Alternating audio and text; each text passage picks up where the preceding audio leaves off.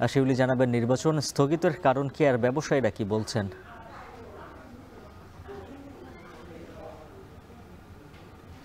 নির্বাচন স্থগিত হওয়ার কারণ ছিল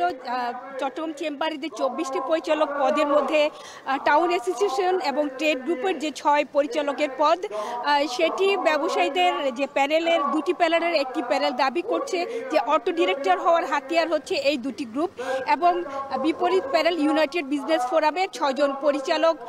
হচ্ছে অনেকটা বেআইনিভাবে এখানে অটো ডিরেক্টর হওয়ার জন্য তারা পায়তারা করছিল। এবং তারা বলছে যে এই ব্যাপারে হাইকোর্ট যে রুল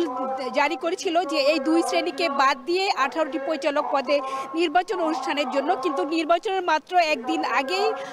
বাণিজ্য মন্ত্রণালয়ের আপিলের প্রেক্ষিতে যে শুনানি হয়, সেখানেই হাইকোর্ট বিভাগ সেই রুলের নিষ্পত্তি না হওয়া পর্যন্ত আগামী 2 সপ্তাহের জন্য চেম্বারে নির্বাচন স্থগিত করে দেয়। এবং এই সময়ের মধ্যেই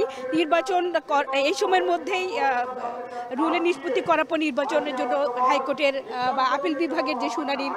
আদেশ, সেই আদেশে বলা হয়। এক্ষেত্রে এখন এই রায়ের বিপক্ষে না গেলেও ব্যবসায়ীদের বা অপর যে আরেকটি প্যানেল আছে সম্মিলিত ব্যবসায়ী পরিষদ, তারা দাবি করছে যারা ফেসিবাদের দোষর এবং যারা শেখ হাসিনার পাশে থাকার প্রতিশ্রুতি দিয়েছিল, এবং সেই ব্যবসায়ীদের প্যানেল ইউনাইটেড বিজনেস ফোরাম,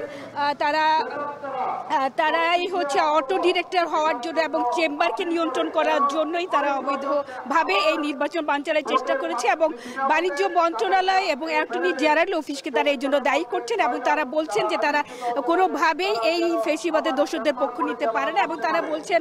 পুরো ব্যবসায়ী সমাজ কিন্তু এই অটো ডিরেক্টর হওয়ার যে প্রক্রিয়া